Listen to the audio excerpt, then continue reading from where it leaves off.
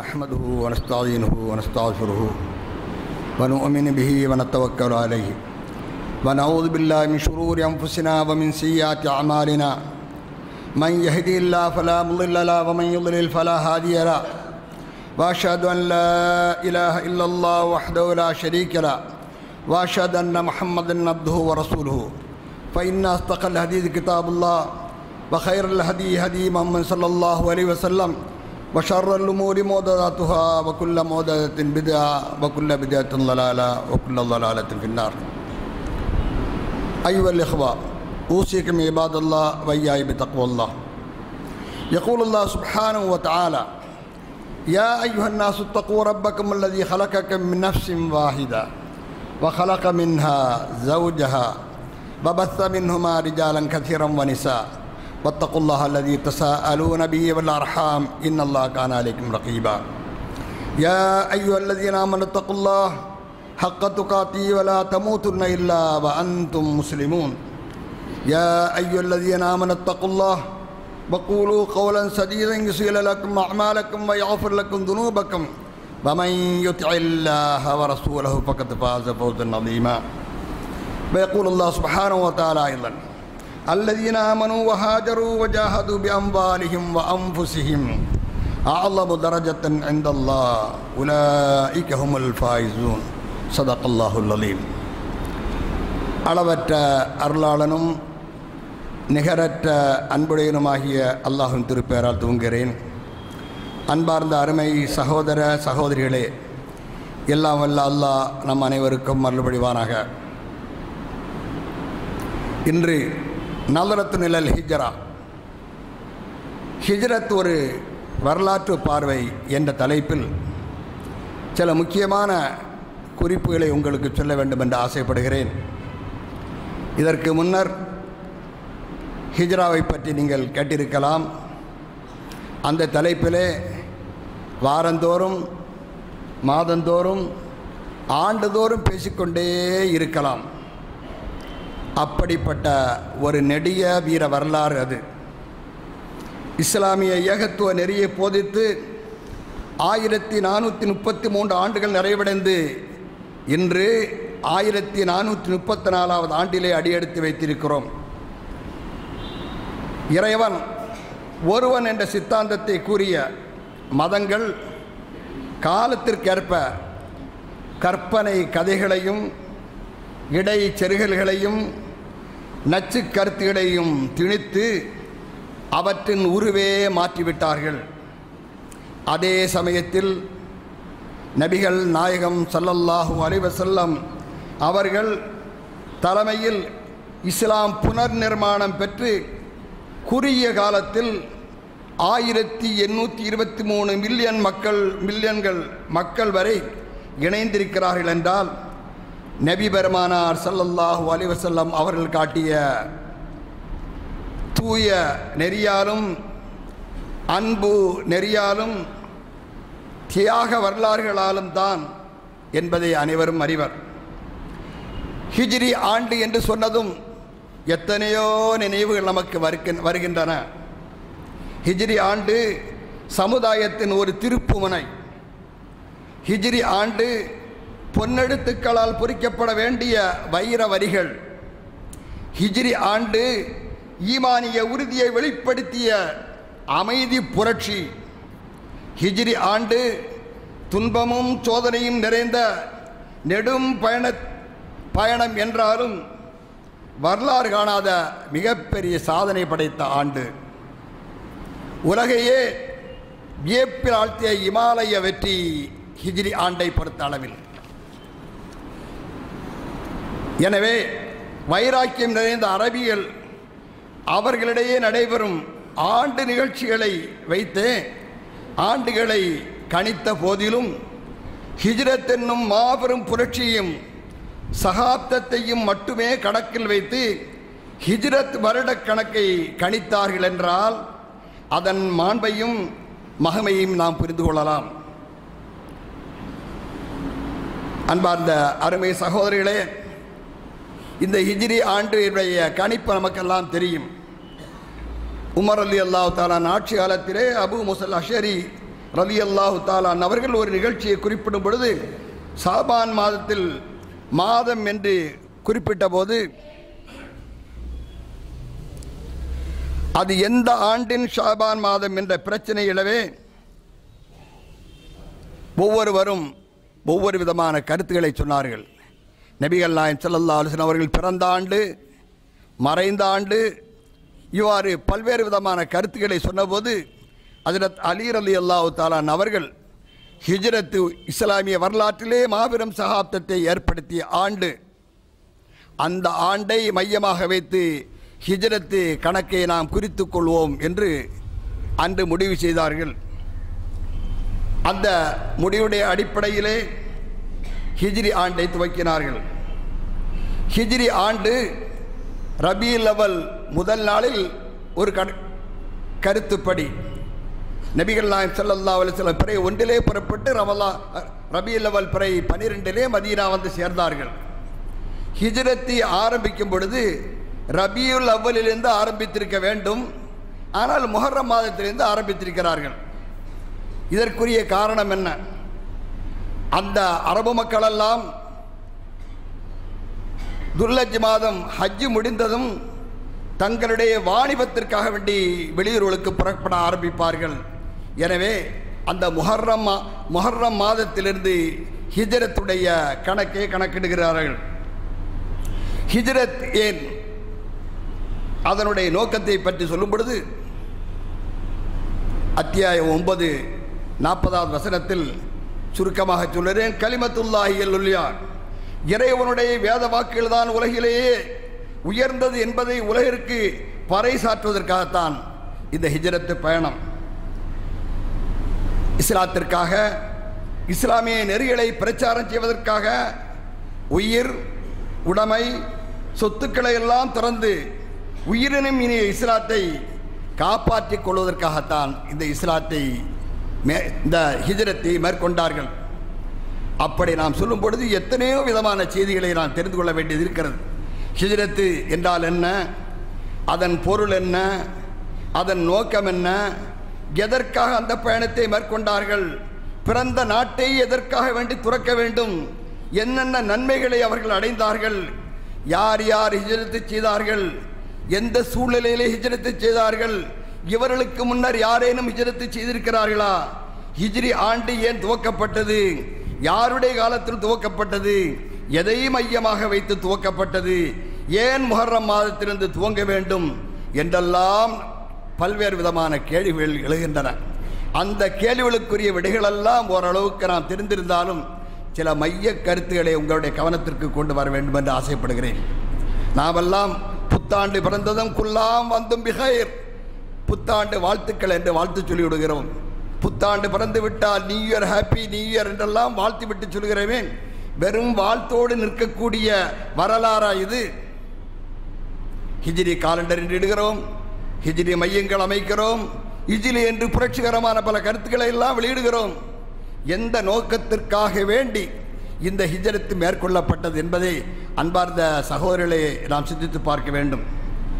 இந்த ஹிஜ்ரத்தை மேற்கொள்ளக்கூடியவர்களை பற்றியெல்லாம் 18 அத்தியாயங்களில் 31 இடங்களில் அல்லாஹ் ஹிஜ்ரத்துடைய மாண்புகளை பற்றியும் மகிமைகளை பற்றியும் சொல்லிக்கொண்டே வருகிறான். அந்த ஹிஜ்ரத்தை மேற்கொண்டவர்கள் ஆலமு தரஜத்தின் இந்தல்லாஹ், அல்லாஹ்விடத்தில் மிகப்பெரிய பரிசுகளை பெறுகிறார்கள். யர்ஜூன ரஹ்மத்தல்லாஹ், உலகத்தில் வேறு எந்த ஆசையுமே இல்லை, அல்லாஹ்வுடைய அருட்பெரும் கொடைகளை எதிர்பார்த்து கொண்டிருப்பார்கள். அல்லாஹ் அவர்களுக்கு லவ்கஃபிரன் அன்னும் செய்யாத்தியும், அவருடைய பாவங்களை எல்லாம் மன்னித்திர வல உதுகலன்னம் ஜன்னாத்தின் தஜ்ரி மின் தஹ்தில் அன்னார், அவர்களுக்கு சொர்க்கப் பெருவாழ்வை வழங்குவதாகவும், யஜித் ஃபில் அர்லி முராகமன் கஜீரன் பசாத்தன், பூமியில் அதிகமான புகலிடங்களையும் வசதிகளையும் பெறுவார்கள். ரலியல்லாஹு அன்ஹும், அல்லாஹ் அவர்களை திருப்திப்படுவான். அல்லதீன தபவு பி சாஅத்துல் உஸ்ரத்தி, கடினமான காலத்தில், கஷ்டமான காலத்தில் நபிகள் நாயகம் ஸல்லல்லாஹு அலைஹி வஸல்லம் அவர்களுக்கு உதவினார்களே, அவருடைய மாண்புகளை பற்றியெல்லாம் 9:20, 2:218, 3:195, 9:117 போன்ற வசனங்களில் எல்லாம் அல்லாஹ் அடுக்கடுக்காக அவர்களுடைய மாண்புகளை பற்றியெல்லாம் சொல்லிக் கொண்டு வருகிறார். ஹிஜ்ரத் என்றால் என்ன? பல விஷயங்களை நாம் தெரிந்து கொள்ள வேண்டியது இருக்கிறது. ஹிஜ்ரத் என்றாலே நாம் நினைத்திருக்கிறோம் ஒரு ஊரிலிருந்து இன்னொரு ஊருக்கு செல்வது, ஒரு நாட்டிலிருந்து இன்னொரு நாட்டுக்கு செல்வது என்று மட்டும்தான் நாம் தெரிந்து வைத்திருக்கிறோம். அது மட்டுமல்ல ஹிஜ்ரத். உள்ளத்தால் ஒன்றை வெறுப்பதற்கு ஹிஜ்ரத் என்று பெயர், நாவால் ஒன்றை வெறுத்து அல்லாஹுக்காக வெறுத்து உரைப்பதற்கும் ஹிஜ்ரத் என்று பெயர், பாவங்களை விட்டு வெருண்டோடுவதற்கும் ஹிஜ்ரத் என்று பெயர், அசத்தியத்தை விட்டு விலகியிருப்பதற்கும் ஹிஜ்ரத் என்று பெயர். அன்பார்ந்த சகோதரிகளே, நம்மை நாம் இடைப்பட்டு பார்க்க வேண்டும். எதற்காக இந்த ஹிஜ்ரத்தை மேற்கொண்டார்கள்? அல்லாஹ்வுடைய பாதையிலே, அல்லாஹ்வுடைய தூதருடைய வழியிலே பீடு நடை போடுவதற்காக, வெற்றி நடை போடுவதற்காக, ஒரு மிகப்பெரிய சகாப்தத்தை உருவாக்குவதற்காக அன்று ஹிஜ்ரத்தை மேற்கொண்டார்கள். அன்பான சகோதரிகளே, எப்படிப்பட்டவர்களெல்லாம் ஹிஜ்ரத்தை மேற்கொண்டார்கள் என்பதற்கு வரலாற்றில் இருந்த சில குறிப்புகளை உங்களுக்கு சொல்ல வேண்டும் என்று ஆசைப்படுகிறேன்.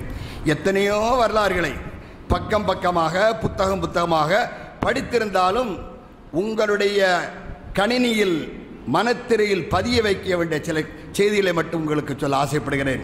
அன்பார்ந்த சகோதரிகளே, நபிகள் நாயகம் ஸல்லல்லாஹு அலைஹி வஸல்லம் அவர்களுக்கு முன்னால் ஆதம் அலைஹிஸ்ஸலாம், நூஹ் அலைஹிஸ்ஸலாம், இப்ராஹிம் அலைஹிஸ்ஸலாம், லூத் அலைஹிஸ்ஸலாம் போன்றவர்களெல்லாம் ஹிஜ்ரத்தை மேற்கொண்டிருக்கிறார்கள். அது நீண்ட வரலாறு. அவருடைய பின்னணியிலே நபிகள் நாயகம் ஸல்லல்லாஹு அலைஹி வஸல்லம் அவர்கள் ஹிஜ்ரத்தை செய்கிறார்கள். ஹிஜ்ரத்து ஏன் மேற்கொண்டார்கள் என்றால், மக்காவிலே இனி வாழ முடியாது என்ற ஒரு நிர்பந்தமான நிலையும் கட்டமும் ஏற்பட்டது. யா ரசூலல்லாஹ், இனிமேலும் எங்களால் இவருடைய துன்பங்களை, துயரங்களை, தொல்லைகளை தாங்கிக் கொள்ள முடியவில்லை. எங்களை எல்லாம் வீதி வீதியாக இழுத்துச் செல்கிறார்கள், கழுகு மரத்திலே ஏற்றுகிறார்கள், தூக்கு தண்டனை தருகிறார்கள், உடலையெல்லாம் துண்டு துண்டாக வெட்டுகிறார்கள். இப்படிப்பட்ட சூழ்நிலையில் வேறு எங்கேனும் ஒதுங்கி இருப்பதற்கு நீங்கள் அனுமதி தாருங்கள் யா ரசூலல்லாஹ் என்று கேட்டபோது நபிகள் நாயகம் ஸல்லல்லாஹு அலைஹி வஸல்லம் அவர்கள் சொன்னார்கள், என் அருமை சுஹைப் ரூமியே, அவரிடத்தில் தான் சொல்கிறார்கள், முன் வாழ்ந்த நபிமாருடைய வரலாறு உமக்கு தெரியாதா? அவர்களெல்லாம் துண்டு துண்டாக வெட்டப்பட்டிருக்கிறார்கள், புதைக்கப்பட்டிருக்கிறார்கள், கழுகு மரத்திலே ஏற்றப்பட்டிருக்கிறார்கள், ரம்பத்திலே அறுக்கப்பட்டிருக்கிறார்கள். அப்படியெல்லாம் இருந்தும் அவர்கள் பொறுமையோடு இருந்தார்களே, நீங்களும் பொறுமையாக இருங்கள் என்று சொன்ன நேரத்தில் தான் நபிகள் நாயகம் ஸல்லல்லாஹு அலைஹி வஸல்லம் அவர்களுக்கு அனுமதி கிடைத்ததும் அவர்கள் முதலாக ஹிஜ்ரத்திற்கு அனுமதி வழங்குகிறார்கள். அந்த முதல் ஹிஜ்ரத்து அபிசீனியாவிற்கு செல்கிறார்கள். 11 ஆண்களும் 4 பெண்களும் செல்கிறார்கள். அந்த பயணம் எப்படிப்பட்ட பயணம் தெரியுமா? நம்முடைய வீட்டிலிருந்து ஒருவர் விரட்டுகிறார் என்றால் ஓடி விடுவோமா? நம்முடைய சொத்து சுகங்களை பிடுங்கி விட்டால் விட்டு விடுவோமா? நம்மை கொலை செய்வதற்காக வந்து விட்டால் விட்டு விடுவோமா? நம்முடைய மூட்டை முடிச்சுகளை எல்லாம் வைத்துக்கொண்டு செல்வதற்கு நாம் அனுமதிப்போமா? அவர்களெல்லாம் உடுத்த துணியோடு அபிசீனியாவுக்கு பயணமாகிறார்கள். அங்கே சில ஆண்டுகள் சென்று சுருக்கமாக சொல்கிறேன், நம்முடைய நேரம் மிக குறுகிய நேரம். அடுத்து 2வது முறையாக இங்கே மக்காவிலே முஸ்லிம்கள் எல்லாம் மிக மகிழ்ச்சிகரமான முறையில் இஸ்லாத்தை பின்பற்றுகிறார்கள் என்ற தகவல் அவர்களுக்கு தவறான ஒரு தகவல் கிடைத்ததும் அங்கிருந்து விரண்டோடி வருகிறார்கள். மீண்டும் நபிகள் நாயகம் ஸல்லல்லாஹு அலைஹி வஸல்லம் அவர்கள் 83 ஆண்களையும் 18 பெண்களையும் அனுப்புகிறார்கள். இந்த ஹிஜ்ரத்து அவர்கள் தங்களுடைய உடைமைகளை எல்லாம் திறந்து விட்டு செல்கிறார்கள். அதற்கு பிறகுதான் நபிகள் நாயகம் ஸல்லல்லாஹு அலைஹி வஸல்லம் அவர்களுக்கு உத்தரவு வர, அவர்களும் அபூபக்கர் ரலியல்லாஹு தஆலா அன்ஹு அவர்களும் ஆமிர் இப்னு ஃபுஹைரா என்ற வழிகாட்டியுடன், அபூபக்கருடைய அடிமை அந்த வழிகாட்டியுடன் மதீனாவுக்கு புறப்படுகிறார்கள். இந்த வரலாறுகளுக்கெல்லாம் உங்களுக்கு தெரியும்.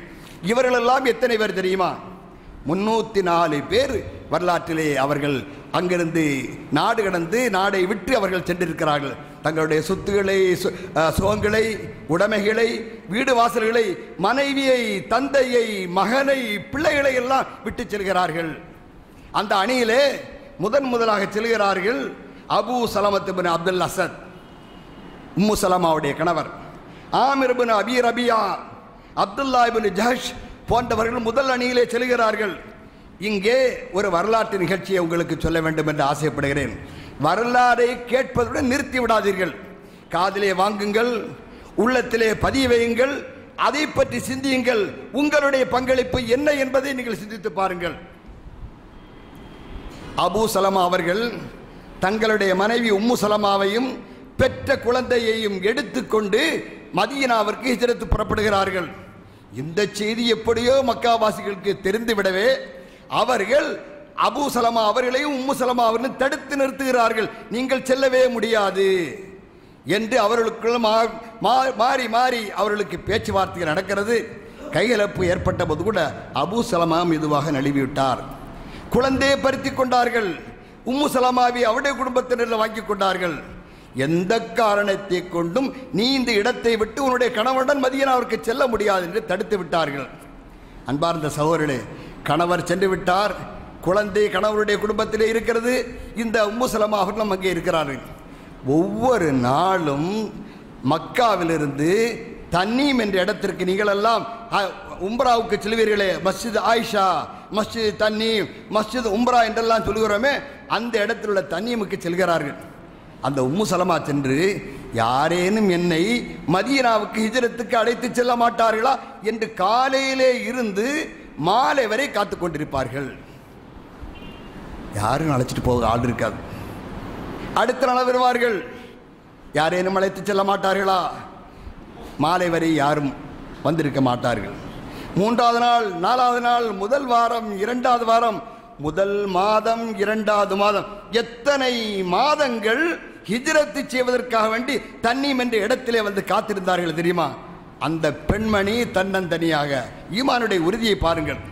நபிகள் நாயகம் ஸல்லல்லாஹு அலைஹி வஸல்லம் அவருடைய ஆணைப்படி மதீனாவிற்கு சென்று விட்டார்களே, அங்கே நாமும் சென்று நம்முடைய கணவருடன் சென்று இஸ்லாமிய பிரச்சாரம் செய்ய வேண்டும் என்பதற்காக. அடுத்து ஒரு ஆண்டு காலம் அதிகாலையில் வந்து மாலை வரை ஒரு பெண் ஒரு பயணத்திற்காக வேண்டி புறப்பட்டு இருக்கிறாள் என்றால் சிந்தித்து பாருங்கள். நாம் ரயிலிலே பயணம் செய்கிறோம், விமானத்திலே பயணம் செய்கிறோம். அந்த விமானமோ ரயிலே தடைபட்டு விட்டால் எத்தனை நாட்களுக்கு ரயில்வே ஸ்டேஷனும் விமான நிலையத்திலும் காத்திருப்போம்? ஒரு நாள், 2 நாள் பார்ப்போம், 3ஆம் நாள் திரும்பி வந்துடும். ஓராண்டு காலமாக அந்த தன்னீம் என்ற இடத்திலே காத்திருந்தார்கள் என்றால் அவர்களுக்கு எப்படியேனும் சென்று விட வேண்டும் என்ற உறுதி அவர்களுக்கு இருந்தது. பாருங்கள், வரலாற்றில் எழுதுகிறார்கள். இப்படிப்பட்ட ஒரு அதிசயமான ஒரு வரலாற்றை உலக வரலாற்றிலே நாம் பார்த்திருக்க முடியுமா? பி.கே. ஹிட்டி கூறுகிறார், இதை போன்ற ஒரு அதிசயம் உலகத்தில் நடைபெற்றதே கிடையாது என்று. அன்பார்ந்த சகோதரர்களை சிந்தித்து பாருங்கள். வரலாறுகளை சொல்லும்போது இது வெறும் வரலாறாக இருக்கக்கூடாது. நம்முடைய வாழ்க்கையிலும் நம்முடைய பங்கு என்ன என்பதை சிந்தித்து பாருங்கள். அடுத்து பட்டியலிட்டு சொல்கிறேன். உம்மு குல்தூம் பின்த் உக்பா, உஸ்மான் ரலியல்லாஹு தஆலா அவருடைய சகோதரி, தாய் வழி சகோதரி, அவர்கள் கால்நடையாக ஹிஜ்ரத் செல்கிறார்கள். மக்காவிலிருந்து மதீனாவுக்கு கால்நடையாவில் ஈஸியாக போயிட முடியுமா? இன்றைய போல பசுமையான பாதையா? பாதைகள் காங்கிரீட் போட்டிருந்ததா, தார் போட்டிருந்ததா? அன்று 10 நாட்கள் செல்ல வேண்டிய பயணத்தை இன்று 2 மணி நேரத்தில், 3 மணி நேரத்தில், 4 மணி நேரத்தில் கடந்து விடலாமே. அப்படிப்பட்ட கரடுமுரடான பாதை, மலைப்பாங்கான பாதை, பாலைவன அந்த பாதையிலே உம்மு குல்தும் அவர்கள் கால்நடையாக நடந்து செல்கிறார்கள். கால்நடையாக அவ்வளவு நெடிய பயணத்தை மேற்கொள்ள வேண்டுமானால் எப்படிப்பட்ட உறுதியும் ஊக்கமும் அவர்களுக்கு இருந்திருக்க வேண்டும். அன்பார்ந்த சகோதரிகளே, சகோதரிகளை சிந்திங்கள். அதே போன்று, அதாவது உம்மு ஹக்கீம் அல் முஸைனா என்ற பெண்மணி தன்னுடைய சகோதரன் இஸ்ஹாக்கை அழைத்து கொண்டு மதீனாவுக்கு புறப்படுகிறார்கள். புறப்படும் பொழுது வழியில் தான் கவனிக்கிறார்கள், நாம் வழிச்செலவுக்காக வேண்டி எடுத்து வைத்திருந்த அந்த பணத்தை மறந்து விட்டோம் என்று. அப்போது சொன்னார்கள், உம்மு ஹக்கீம் அல் முஸைனியா, சற்று தாமதித்திருங்கள், நான் சென்று மறந்துவிட்ட அந்த பணத்தை, அந்த பண முடிப்பை எடுத்து வந்து வருகிறேன் என்று சொன்னபோது வாருங்கள் சொன்னார். அங்கே சென்றபோது எதிரிகளுக்கு எப்படி தெரிந்து விடுகிறது? இந்த இஸ்ஹாக் என்பவரை கொலை செய்து விடுகிறார்கள்.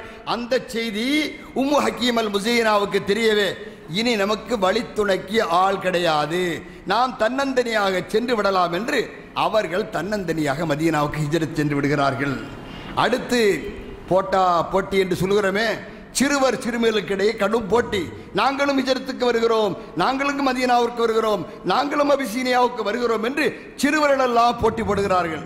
அன்றைய பாதை காரில் செல்வதை போன்று நாங்களும் வந்து விடுகிறோம், ஏற்றி செல்லு என்று சொல்லக்கூடிய காலமாக அது. ஒட்டகத்திலே பாதி தூரம் போவோம், பாதி தூரம் நடந்து போவோம், பாதி தூரம் ஓடி செல்வோம். இப்படிப்பட்ட கரடுமுடான அந்த பாதையிலே யார்? உம்மு ஹாலிதா பின்த் ஹாலித் என்று 10 வயது சிறுமி. முஹம்மது பின் அப்துல்லா இப்னு ஜஹஷ் என்பவர்கள் 10 வயதுக்கும் குறைவானவர்கள். ஹபீபா பிந்து உபைதுல்லா, அதாவது உம்மு ஹபீபா அவருடைய மகள், அவர்கள் சிறுமியாக இருந்து செல்கிறார்கள். உமைர் பின் அபி வக்காஸ், சாத் பின் அபி வக்காஸுடைய சகோதரர், Aun bin Jafar bin Abi Talib, Zainab bin Abi Salama, Abdullah ibn Abbas, Abdullah ibn Masud போன்ற சிறுவர்கள் எல்லாம் அவர்கள் ஹிஜ்ரத்து செய்தார்கள் என்றால் எப்படிப்பட்ட உறுதியும் உரமும் அவர்களுக்கு இருந்திருக்க வேண்டும். சிந்தித்து பாருங்கள்.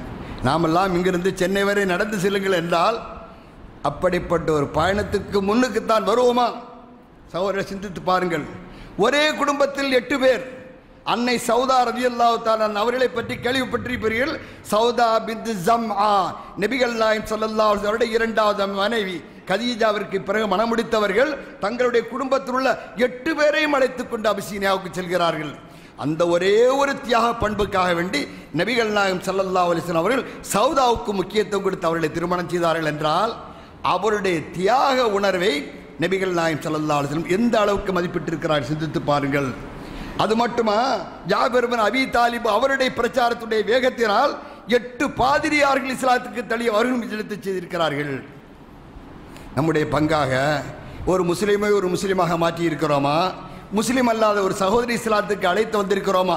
8 பேரை அப்படிப்பட்ட ஒரு இக்கட்டான நிலையிலே அவர்கள் இஸ்லாத்திற்கு மாற்றி அழைத்து வந்திருக்கிறார்கள் என்றால் எப்படிப்பட்ட ஒரு தியாகத்தை அவர்கள் செய்திருக்கிறார்கள் என்று சிந்தித்து பாருங்கள். பணியாட்கள், பணிப்பெண்கள் எல்லாம் அழைத்து சென்றார்கள். குடும்பமாக சென்றார்கள். அப்படிப்பட்ட ஒரு சூழலிலே அடுத்து யார் வருகிறார் என்றால் நாம் கனவிலும் நினைத்து பார்க்காத கர்ப்பிணி பெண்கள். நினைச்சு பார்க்க முடியுமா? நீ ரெஸ்ட் ஓய்வெடுத்துக்கம்மா, உனக்கு பிரசவத்துக்கு காலம் நெருங்கிவிட்டது, ஓய்வெடுத்துக்கொள் என்று சொல்லக்கூடிய அந்த காலகட்டத்தில் கர்ப்பிணியாக இருந்து அபூபக்கர் ரலியல்லாஹு தன்னுடைய மகள் அஸ்மா பின்த் அபீ பக்கர் அவர்கள் கர்ப்பிணியாக இருக்கும்போது மதீனாவுக்கு வந்து சேருகிறார்கள். மதீனாவிற்கு வந்து சேர்ந்து குபா என்ற இடத்திலே வந்து டெலிவரியும் ஆகிவிடுகிறது என்றால் எப்படிப்பட்ட, அதாவது உயிரோடு போராடக்கூடிய அந்த காலகட்டத்திலே அவர்கள் ஹிஜ்ரத் பயணத்தை மேற்கொண்டிருப்பார்கள். அன்பார்ந்த சகோதரர்களே, சிந்தியுங்கள். அது மட்டுமா, இன்னும் நாம் நினைத்து பார்க்காத குருடர்கள் இஸ்லாத்தை ஹிஜ்ரத்திற்கு வந்திருக்கிறார்கள். குருடர்கள், கண் பார்வையற்றவர்களுக்கு கடமையே கிடையாது. அல்லாஹ் விதிவிலக்கு அளித்து இருக்கிறான். பெண்களுக்கு, சிறுவர்களுக்கு, முதியோர்களுக்கு, பார்வையற்றவர்களுக்கெல்லாம் விதிவிலக்கு அளித்திருக்கிறான். அப்படி இருந்தும் அப்துல்லா இப்னு உம்மு மக்தூம், உங்களுக்கெல்லாம் தெரியும், அபசவத்தவல்லா என்ற அத்தியாயத்தை ஓதும்போது யாருடைய நினைவு வருகிறதோ, 16 அத்தியாயங்களை யார் விஷயமாக அருளினானோ அந்த அப்துல்லா இப்னு உம்மு மக்தூம் அவர்களை அனுப்புகிறார்கள். அபு ஆமிர் அல் அஷரி, அபு முசல் அஷருடைய சகோதரர், அபு அஹமது பின் ஜஹஷ் அல் அசதி, அதாவது உம்முல் முஃமினீன் ஜெய்னபுடைய சகோதரர். இப்படிப்பட்டவர்களெல்லாம் குருடர்களாக இருந்தும் மக்காவிலிருந்து மதீனாவுக்கு ஹிஜ்ரத் செய்கிறார்கள். அன்பார்ந்த அருமை சகோதரிகளே, உங்களிலே எத்தனை ஃபாத்திமாக்கள் இருப்பீர்கள், எத்தனை ஐஷாக்கள் இருப்பீர்கள், எத்தனை ஜெய்னபுகள் இருப்பீர்கள், எத்தனை ஃபாத்திமாக்கள் சென்றிருக்கிறார் பாருங்கள். ஃபவாத்திமுல் ஹம்ஸ், 5 ஃபாத்திமாக்கள். ஃபாத்திமா பின்த் முஹம்மத் ஹிஜ்ரத் செய்திருக்கிறார்கள். ஃபாத்திமா பின்த் அசத், அலியுடைய தாயார் ஹிஜ்ரத் செய்திருக்கிறார்கள். Fatima bint Harith, Fatima bint Hamza, Fatima bint Zuhair, Fatima bint Khattab, Fatima bint Alqama, Fatima bint Walid போன்ற எத்தனையோ ஃபாத்திமாக்களும் ஆயிஷாக்களும் சென்றிருக்கிறார்கள். இந்த நேரத்திலே ஒரு நிகழ்ச்சியை பற்றி சொல்ல ஆசைப்படுகிறேன். வயோதிகர்கள், முதியவர்கள் எல்லாம் அவர்கள் விதிவிலக்கு அளிக்கப்பட்டிருக்கிறார்கள். அந்த காலகட்டத்திலே அல்லாஹ் ஒரு வசனத்தை அருளுகிறான்.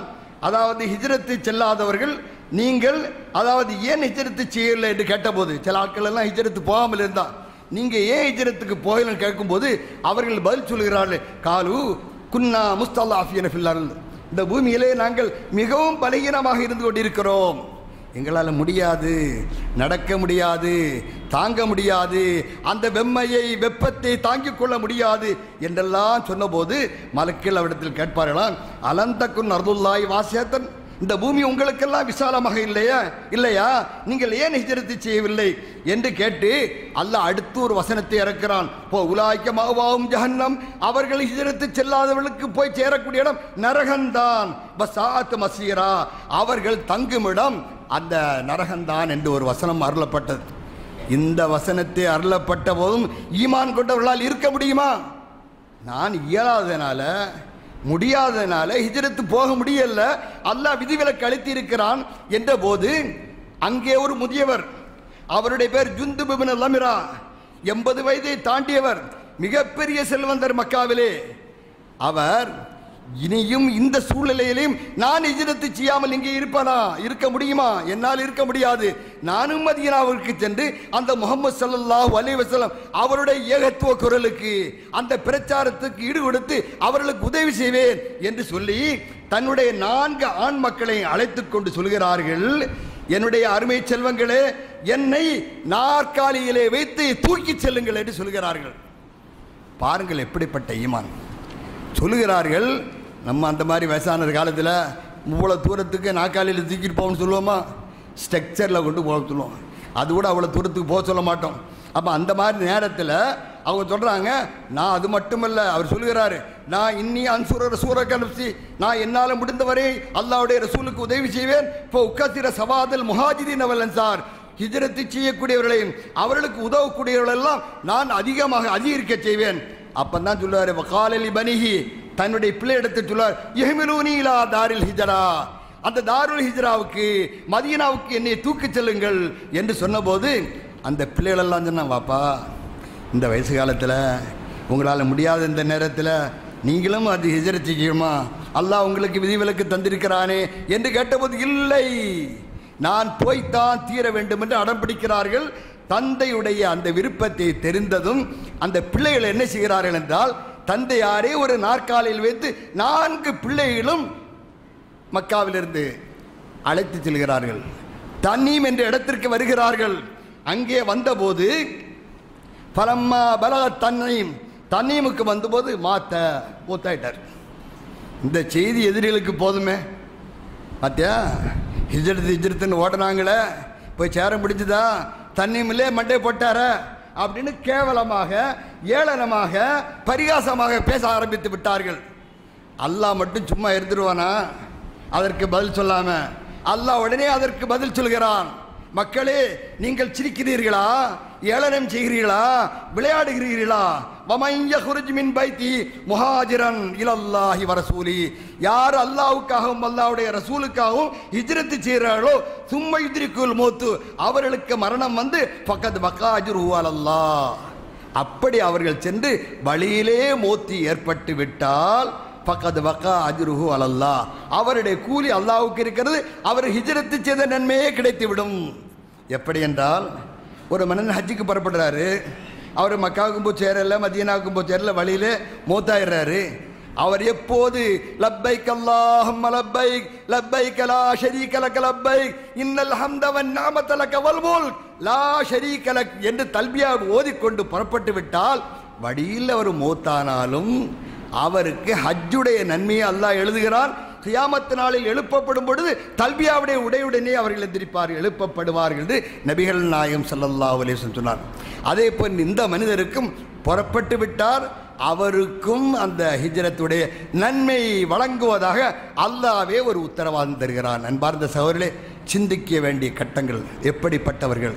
முதுமையிலும் சிறுமையிலும் கர்ப்பிணியாக இருந்தும் ஆண்களும் பெண்களெல்லாம் படைப்படையாக ஹிஜ்ரத்து செய்தார்களே, அந்த ஹிஜ்ரத்து ஏன் என்பதை நான் சிந்தித்து பார்க்க வேண்டும். அன்பார்ந்த சகோதரர்களே, அடுத்த குத்பாவிற்கு பிறகு மீண்டும் தொடர்வோம். வாஹிர் அல்ஹம்துலில்லாஹ் வஸ்ஸலாத்து வஸ்ஸலாமு அலா ரசூலில்லாஹி ஸல்லல்லாஹு அலைஹி வஸல்லம் வ அலா ஆலிஹி வ அஸ்ஹாபி அஜ்மஈன். அல்லாஹும்ம ஸல்லி அலா முஹம்மதின் வ அலா ஆலி முஹம்மதின் கமா ஸல்லைத அலா இப்ராஹீம வ அலா ஆலி இப்ராஹீம ஃபில் ஆலமீன் இன்னக ஹமீதும் மஜீத்.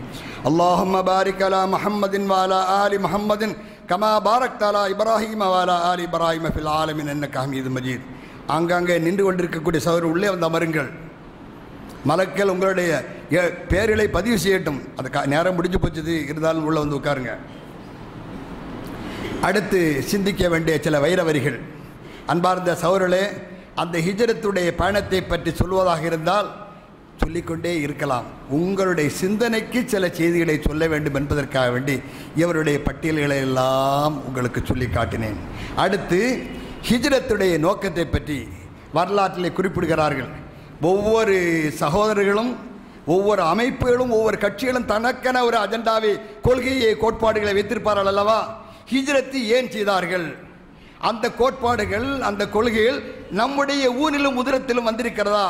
அப்படிப்பட்ட ஒரு சிந்தனை ஏற்பட்டு நாம் அதே போன்ற செயல்களை செய்கிறோமா என்பதை சிந்தித்து பார்ப்பதற்காக வேண்டி ஒரு 8 அம்ச திட்டங்களை உங்களுக்கு சொல்கிறேன். அன்பார்ந்த சகோதரர்களை, சிந்தியுங்கள்.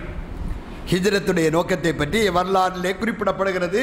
முதலாவது நஷ்ரத்து தாவத்தில் இஸ்லாம், இஸ்லாமிய பிரச்சாரம் செய்தல், அழைப்பு விடுத்தல். அழைப்பு அதாவது இஸ்லாமிய அழைப்பு. யாராக இருந்தாலும் சரி, அவர் முஸ்லீமாக இருக்கட்டும், முஸ்லீம் அல்லாதவர்களாக இருக்கும், இஸ்லாத்தை பற்றி சொல்லுங்கள். நீங்கள் ஒரே ஒரு சொல்லாக இருந்தாலும் சரி, நீங்கள் அவரிடத்தை சொல்லுங்கள் என்று நபிகள் நாயகம் ஸல்லல்லாஹு அலைஹி வஸல்லம் அவர்கள் ஹஜ்ஜத்துல் வதாவிலே சொன்னார்களே, அந்த அடிப்படையில் எல்லாருக்கும் நம்ம அதாவது இஸ்லாமிய அழைப்பை சொல்லணும். நம்ம என்னன்னா, நம்ம குடும்பத்தில் மனைவி சொல்வதில்லை, பிள்ளைக்கு சொல்வதில்லை, உற்றாருக்கு சொல்வதில்லை, உறவினருக்கு சொல்வதில்லை, நம்மை சார்ந்தவரிடத்தில் சொல்வதில்லை, நம்மிடத்தில் பணிபுரியக்கூடியவரிடத்தில் கூட நாம் சொல்வதில்லை. நாம் ஒரு பச்சோந்தியாக சுயநலமையாக வாழ்ந்துவிட்டு செல்கிறோம். நாம் மட்டும் சொர்க்கத்துக்கு சென்று விட்டால் போதுமா? மற்றவர்களையும் அழைத்து செல்ல வேண்டாமா?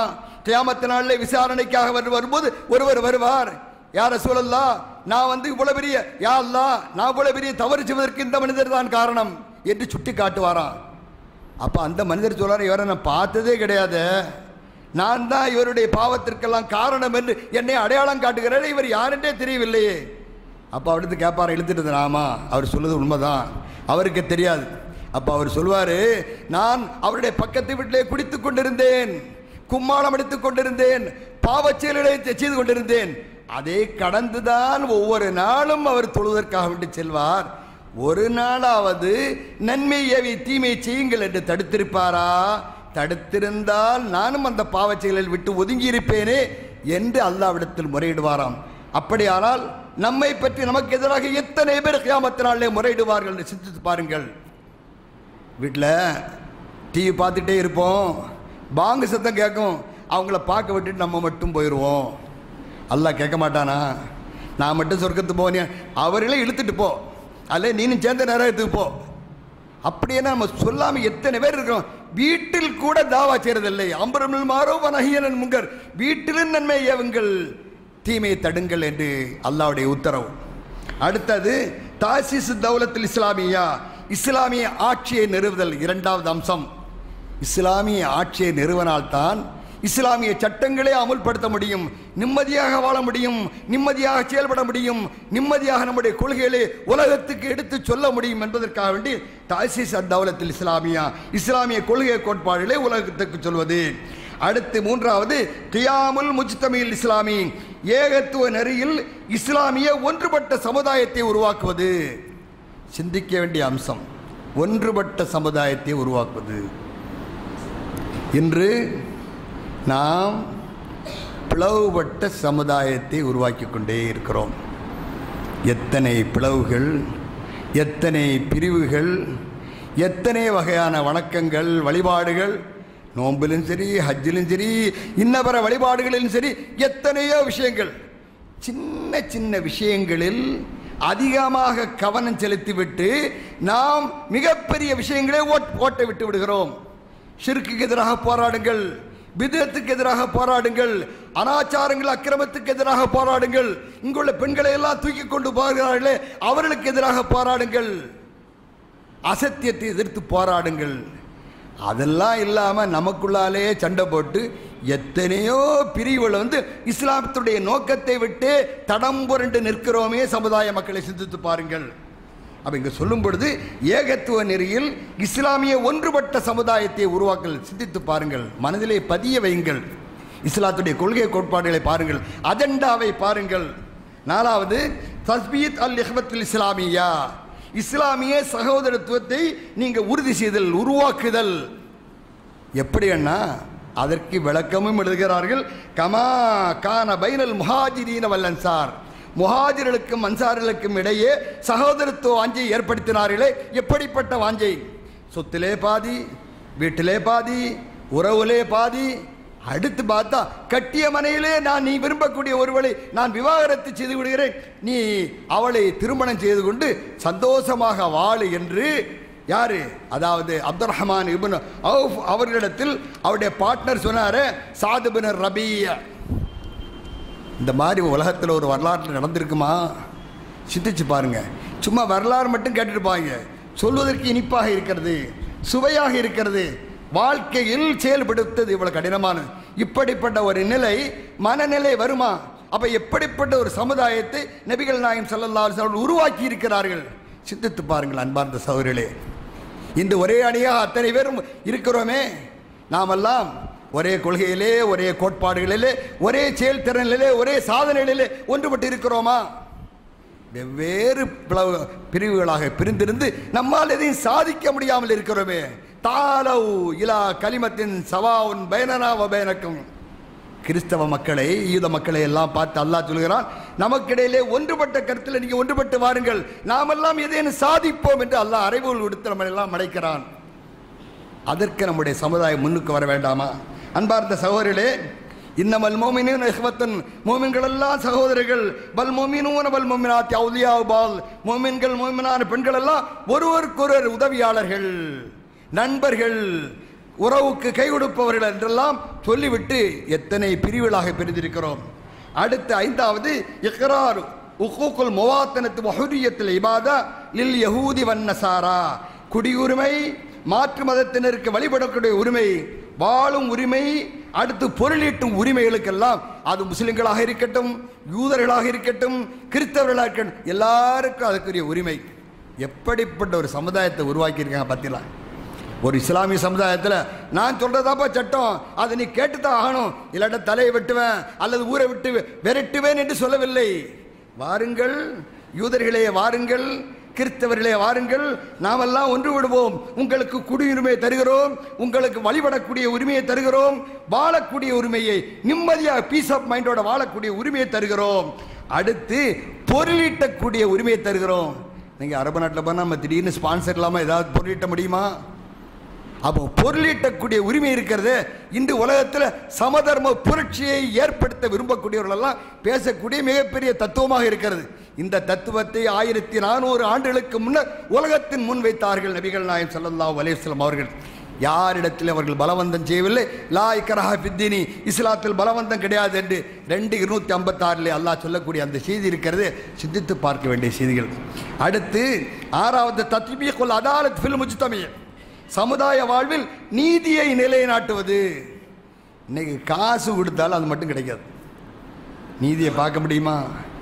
யார் யாருக்கு சார்புடைய இருக்கிறானோ அவன் நீதிபதியாக இருக்கட்டும், உயர் நீதிமன்றமாக இருக்கட்டும், அதாவது உச்ச நீதிமன்றமாக இருக்கட்டும், காசை அடித்து விட்டால் எப்படிப்பட்ட நீதியையும் தடுமாறச் செய்து விடலாம், தடன் புரளச் செய்து விடலாம் என்ற நிலை இருந்து வருகிறதா இல்லையா? வெற்றி பெறுவோம் என்று நாம் இருமாப்போடு இருப்போம், ஆனால் அந்த கேஸே தோத்து போகும். அங்கே பார்த்தாச்சுன்னா இரவோடு இரவாக பணம் விளையாடி இருக்கும். அதான் இஸ்லாம் சொல்லுறது தத்பீகுல் அதாலத் வல் ஃபில் முஜ்தமி, சமுதாய வாழ்வில் நீதியை நிலைநாட்டுதல். அடுத்து ஏழாவது இல்காவுல் இம்தியாசாத் பைனன் நாஸ், மக்களிடையே ஏற்றத்தாழ்வை ஒழித்தல். பணக்காரனுக்கு ஒரு சட்டம், ஏழைக்கு ஒரு சட்டம், பெரியவனுக்கு ஒரு சட்டம், சிறியவனுக்கு ஒரு சட்டம், வலிமை உள்ளவனுக்கு ஒரு சட்டம், வலிமை இல்லாதவனுக்கு ஒரு சட்டம். தத்துவம் மட்டும் நம்ம கொஞ்சமாக பேசுகிறோம். இன்ன அக்ரமக்கும் இந்தல்லாஹி அத்காக்கும், அல்லாஹ்விடத்தில் யார் அவருடைய முன்னிலையில் சிறந்தவர்கள் யார் தெரியுமா? அல்லாஹ்வை அஞ்சக்கூடியவர்கள். அப்போ கேட்பாங்க, நாங்கள் கல்வத்தை தோண்டியே போய் பார்த்தோம், வெட்டியாக பார்த்தோம், அச்சம் இருக்கிறதா இல்லையா என்று. அப்போ என்ன, யாராக இருந்தாலும் சரிதான் அவர்களுக்கிடையே ஏற்றத்தாழ்வு இல்லாமல் பாரபட்ச முறையில் அதாவது ஏற்றத்தாழ்வை நம்ம ஒழிக்க வேண்டும். பெரியவன் சிறியவன் அல்ல. அடுத்து பாருங்க, அல் அதாலத் வல் கசாத், பாரபட்சமற்ற முறையில் தண்டனையை வழங்கிறது. பாரபட்சமற்ற முறையில் பார்க்குறோம். இன்னைக்கு முஸ்லிம்களுக்கு ஒரு நீதி, முஸ்லீம் அல்லாதவர்களுக்கு நீதி. அதில் அதாவது பாம்பேயில் குண்டு வச்சுட்டா அவன் முஸ்லீமாக இருந்தால் அவனுக்கு ஒரு சட்டம், முஸ்லீம் அல்லாதவனுக்கு தான் சட்டம். கடைசியில் எப்படியாவது அவனுக்கு தூக்கு தண்டனை கொடுத்துன்னு ஒரு முடிவே பண்ணி முடிச்சிட்டாங்க. அப்படி பார்த்தா இந்த அரசியலில் யாரெல்லாம் நம்முடைய தலைவர்களாக இருக்கிறார்களோ அத்தனையுடைய தலையும் எடுக்க வேண்டும். எடுக்கணுமா இல்லையா? எவ்வளோ படுகொலை நடத்திருக்கு. நாம் யாரை மிகப்பெரிய தலைவர் என்றும் இதே தெய்வம் என்றும் இந்த மக்கள் சமுதாயத்தை காப்பாற்றக்கூடியவர்கள் எல்லாம் புகழ்பாடிக்கொண்டு வால் போஸ்டுகளெல்லாம் ஒட்டி கொண்டிருக்கிறோமே, அந்த தலைவர்கள் இருக்கிறார்களே பாவத்துடைய உச்சகட்டத்தில் இருப்பவர்கள். அவரவருடைய வீடுகளில் உள்ள அந்த புதைகுழிகளை மண்ணை தோண்டி பார்த்தால் எத்தனை மையத்துகள் அங்கே இருக்கும் என்று தெரியும். அவ்வளவு பெரிய உத்தமர்கள். அவர்களுக்கு நம்ம சிலை வைக்கிறாங்க, சமாதி கட்டுறாங்க, மண்டபங்கள் கட்டுகிறார்கள். இந்த எங்கோ சென்று விட்டார்கள். நபிகள் நாயகம் ஸல்லல்லாஹு அலைஹி வஸல்லம் சொன்னார்கள், யாராக இருந்தாலும் சரி குற்றம் செய்தால் குற்றம் குற்றமே என்று சொல்லிவிட்டு ஒரு ஃபாத்திமா என்ற பெண் திருடிய போது சொன்னார்கள், என் மகள் ஃபாத்திமா திருடினாலும் அவளுடைய கையை நான் வெட்டுவேன் என்று சொன்னார்கள். இதுவல்லவா நீதி? எப்படிப்பட்ட ஒரு தலைவரை, மாமனிதரை, இறைவனுடைய அற்புதமான ஒரு தூதரை, அதிசய மனிதரை தலைவராக ஏற்றுக்கொண்டிருக்கிற நாம் அவருடைய இந்த சட்டங்களில் 8 அம்சங்களில் எந்த அம்சங்களை பின்பற்றுகிறோம் என்பதை அன்பார்ந்த சகோதரர்களை சிந்தித்து பாருங்கள். எல்லாம் வல்ல அல்லாஹ் இந்த 8 அம்ச திட்டங்களை மனதிலேயே பதிய வைத்து மீண்டும் மீண்டும் நீங்கள் அவற்றை பற்றி சிந்தித்து இவ்வளவு உயர்ந்த நெறிகளை இஸ்லாம் சொல்கிறது, ஏன் நாம் கடைபிடிக்கக்கூடாது? இந்த தலைவர்களெல்லாம் என்ன செய்கிறார்கள் என்றால், இஸ்லாம் சொன்ன அந்த உயர்ந்த தத்துவங்களை எல்லாம் களவாடி கொண்டு அவர்களெல்லாம் நீதி போதனை செய்கிறார்கள். சர்ச்சுகளும் சரி, கோயில்களும் சரி, அடுத்து சாமியார்களாக இருந்தாலும் சரி தான், அவன் குரானை படித்துக்கொண்டு ஹதீஸ்களை படித்துக்கொண்டு பெரிய வேத வசனங்கள் மாதிரி பேசுகிறார்கள். இவையெல்லாம் நம்மிடமிருந்து திருடப்பட்டவைகள். அன்பார்ந்த சகோதரர்களே, நாம் எங்கே சொல்லப்பட்டிருக்கிறது, எப்படி சொல்லப்பட்டிருக்கிறது, யாருக்கு சொல்லப்பட்டிருக்கிறது என்பதையெல்லாம் சிந்திக்காமல் ஏனோ தானோ என்று நம்முடைய வாழ்க்கையை நாம் செலுத்தி கொண்டிருக்கிறோமே. அன்பார்ந்த சகோதரர்களே, சிந்தித்து பாருங்கள். எல்லாம் வல்ல அல்லாஹ் நம்ம அனைவர்களுக்கும் அல்லாஹ்வுடைய நேர்வழியையும் ஹிதாயத்தையும் தந்து அவனுடைய தூதர் காட்டிய தூய வழியில் நடப்பதற்கு அருள் புரிவானாக.